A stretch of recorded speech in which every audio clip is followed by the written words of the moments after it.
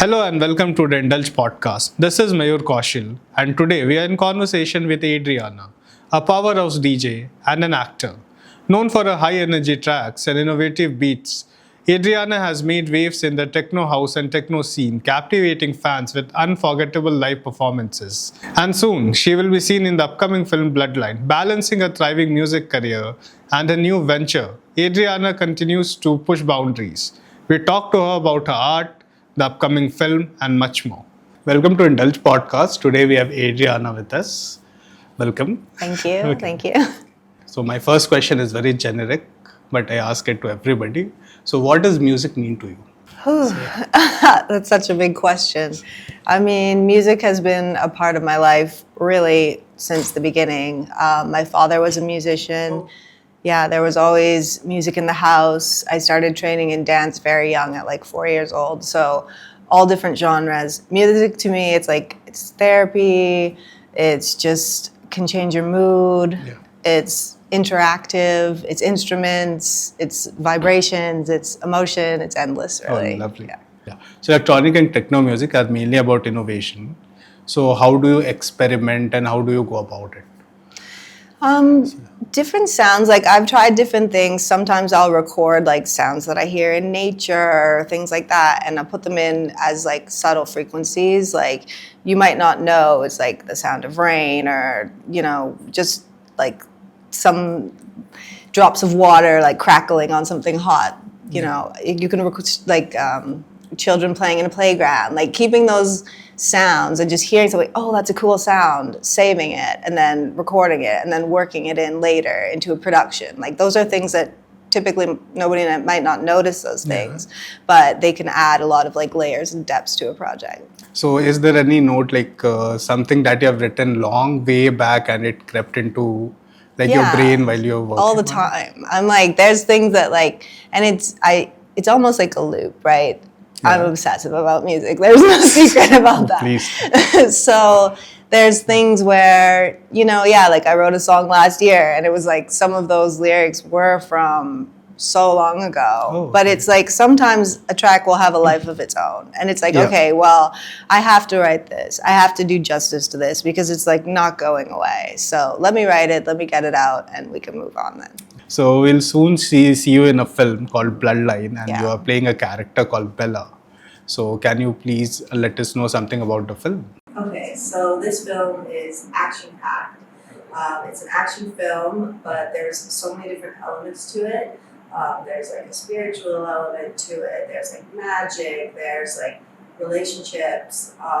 Different types of bonds, like really strong bonds. There's beautiful landscape, there's like culture. So I think there's really something in there for everyone. So I read few reviews for the film and your character Bella. I felt it's very challenging. So how did you prepare for it? I was doing a lot of running, so I love running anyways, but my character's a police officer, so I was really trying to get into, great shape to take on the challenges. There was a lot of running in this movie. Yes, there's like some running scenes through the wilderness, everything, and it was hot. There's these extreme conditions kind of where. So just like physically, of course, mentally. I'm not a police officer, obviously. So my character is quite serious, and actually, if you speak to me, you realize I'm quite like a jovial person. Where this character, she's on a mission, and she's very driven and single focused in her goal. So those differences, finding the similarities. Did you find any similarities? Absolutely, yeah. Like for her most important driving force is like her sister, like I have family, I have people in my life that I would do anything for. So I think that's something that's relatable to a lot of people. If Bella would have one song, like from your discography, what would that song be? Well, I would have to say To Life because it's in the movie. So this song, it's actually about really celebrating life and how if you want something, then it's up to you to achieve it. And that's kind of like Bella's her way of being. It's like she's very driven. If she wants to achieve something, she can achieve it.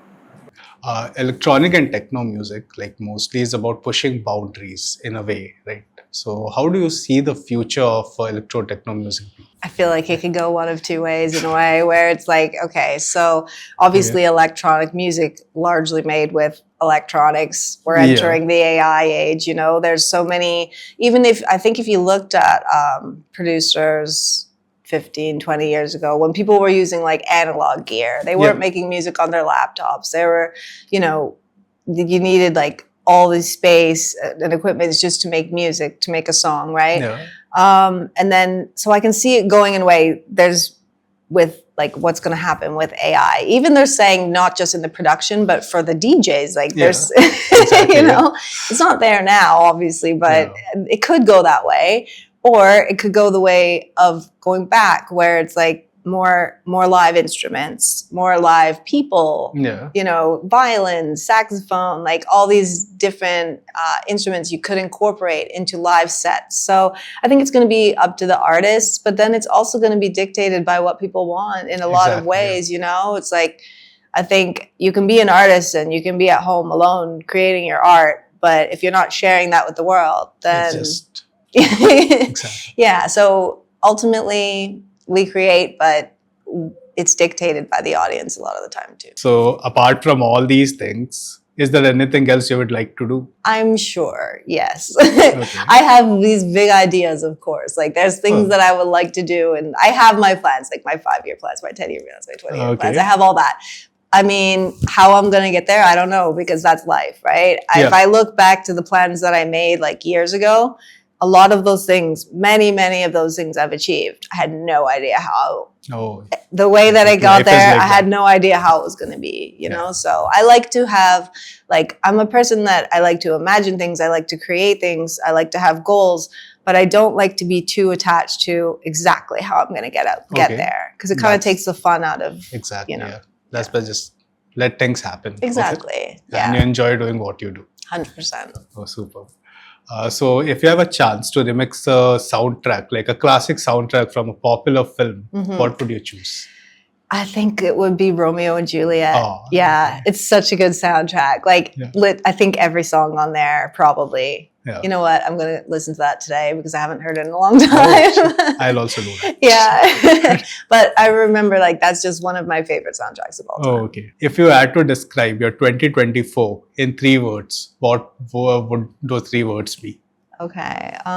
Exciting, inspiring, and creative. Oh, super. Okay. So building on that question, if you would have to manifest your 2025 in 3 words, what will those 3 words be? Okay, I would say surprising, monumental, and peaceful. Oh, that's great. Yeah. So, how long have you been touring and like having live shows? Live shows. Live shows in the DJ world, more like festivals and everything. It's been like 4 or 5 years. Oh, okay. So what is the wildest thing that has happened to you in one of these shows?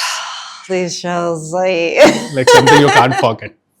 I mean, these are parties, so people are going crazy, which I love. I love to see it. It makes me super happy. Oh, I mean, I feel like I'm desensitized to most of the like debauchery that goes on at the live shows in some ways because people are letting loose. That's why they're there, right? Exactly. But one of my favorite things is just like this, sometimes like once in a while you'll just hear like when there's a drop or like some amazing like mix, you know, where we're all feeling it, like the hair's going up on your arms, right? And you hear the screams. Like I love the screams. I just love when people are like high pitched screams. I love that. Oh, lovely. If your character Bella was to attend one of your shows, what do you think she would think about and how she would react? Pretty boring, to be honest.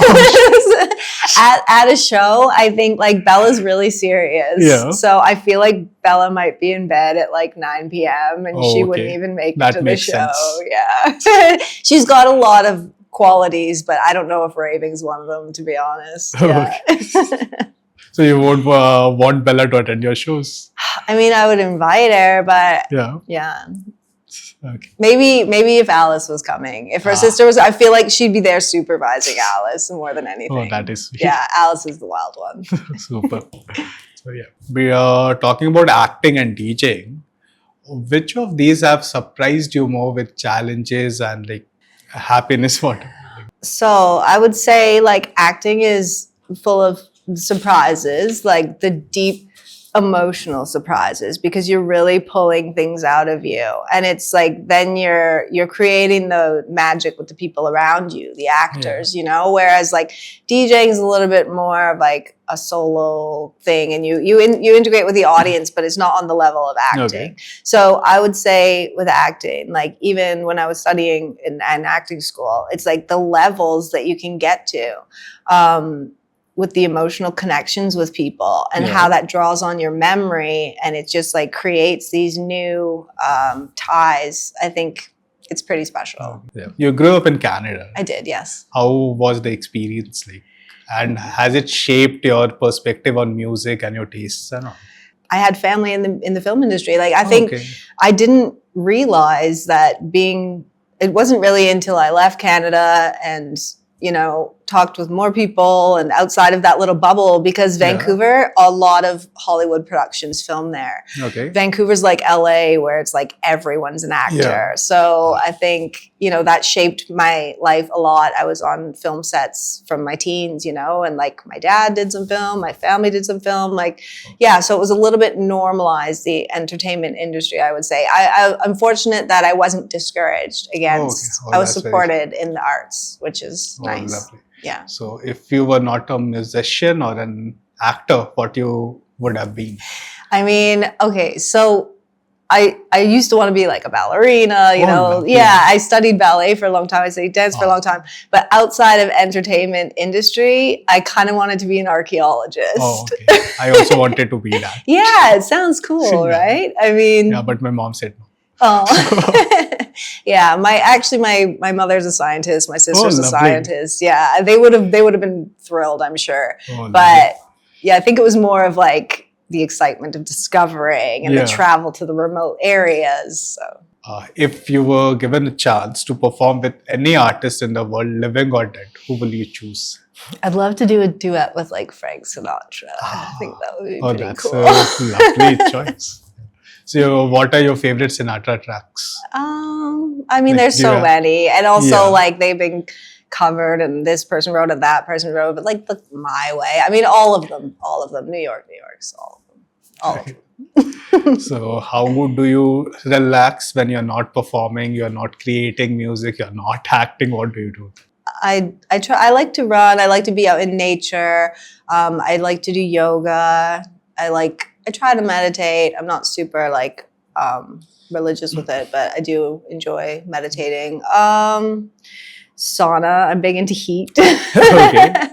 And really like sometimes quiet, It's just like what the opposite. Exactly. Finding quiet moments. Sometimes you need quiet. Exactly. Otherwise the noise in the head is like too much. Okay, so what is the one thing that you think your fans don't know about you?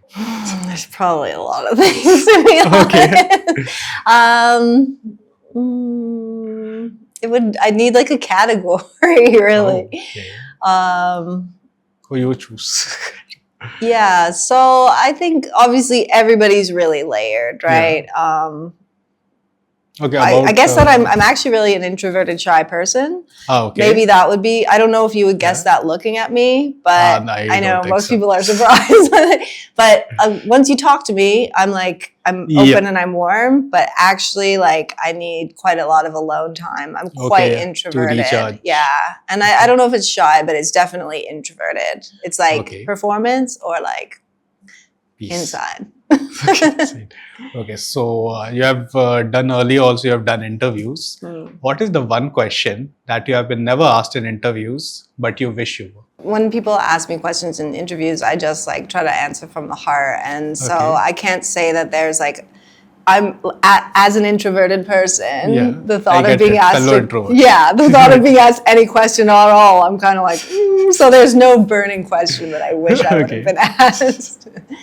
Okay, so talking about style and fashion, like, do you have a favorite designer or something like that? Yeah. Or I mean, some, that's one of the best, like the thing I love most about traveling, it's not the thing I love most, but one of the things I love about traveling yeah.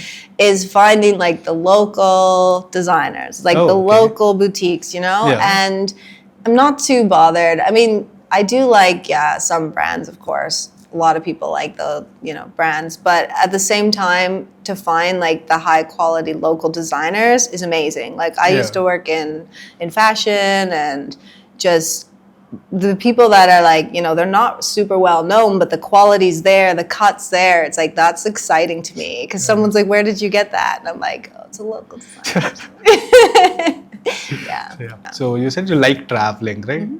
Is there any memory that you remember, like something out of the blue that happened to you while traveling, and what place? Well, at one, I was doing like this. I was doing this modeling in China like a long time Oh, ago, okay. and I was with some other friends, and we were some other girls that I was working with, and we were catching a flight to like a place called Beihai, Oh, okay. and we like had to be there. You know, it was work, and we like. We nearly missed the plane because we were getting ice cream cones at the airport.